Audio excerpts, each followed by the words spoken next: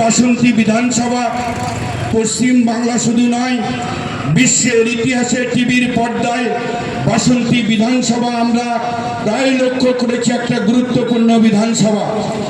সেই জায়গায় দাঁড়িয়ে আজকের 2026 বিধানসভা নির্বাচনের প্রাক্কালে আমাদের মাননীয় মুখ্যমন্ত্রী মমতা বন্দ্যোপাধ্যায়, তিনি সর্বভারতীয় তৃণমূল কংগ্রেসের সভানেত্রী এবং তৃণমূল কংগ্রেসের সর্বভারতীয় সাধারণ সম্পাদক অভিষেক বন্দ্যোপাধ্যায়ের নেতৃত্বে আজকের পশ্চিম বাংলায় যে তৃণমূল কংগ্রেসের সর্বস্তরের কর্মী সমর্থক দরদি বন্ধু, সর্বস্তরের মানুষ যেভাবে আজকের উন্নয়নের রূপরেখা পৌঁছে দিয়েছে, আমার মনে হয় ভারতবর্ষ নয় বিশ্বের ইতিহাসে এটা একটা বিরল দৃষ্টান্ত যেটা মমতা বন্দ্যোপাধ্যায় করে দেখিয়ে দিয়েছে।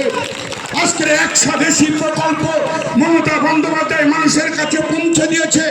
সেই অধিকার নিয়ে আমরা মানুষের কাছে যাব, মানুষের কাছে ভোট চাইব।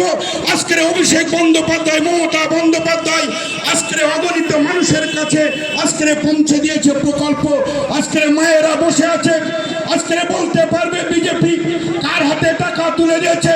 মমতা বন্দ্যোপাধ্যায় এই মায়েদের লক্ষ্মীর ভান্ডার কথা দিয়েছিল, 1500 টাকা করে দেবো, মায়েদের হাতে লক্ষ্মীর ভান্ডার তুলে দিয়েছে।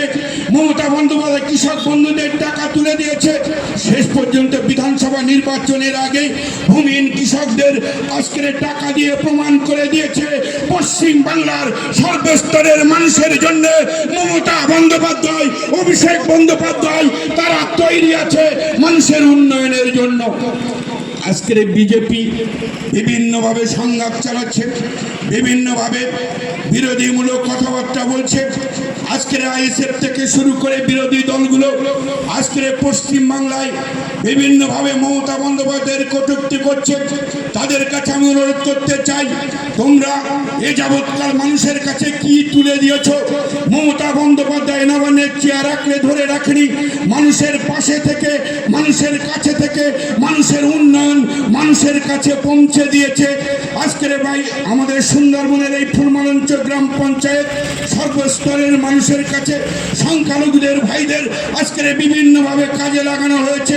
নাম ধরে ধরে এসআইআর তাদের নামগুলো বাদ করে দেওয়া হচ্ছে, তাদেরকে হ্যারাসমেন্ট করা হচ্ছে, তাদেরকে জেনুইন ভোটারদের নাম কেটে দেওয়া হচ্ছে। এর বিরুদ্ধে আমাদের প্রতিবাদ। আপনারা নীরব বিপ্লব করবেন ইভিএমে 29 এপ্রিল, সেই দিন এর প্রমাণ করে দিতে হবে।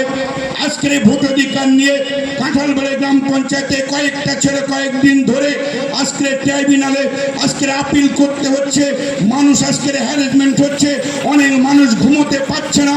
মোদী সরকার আজকের চক্রান্ত করে বিভিন্নভাবে আজকের মানুষকে হ্যারাসমেন্ট করতে চাইছে।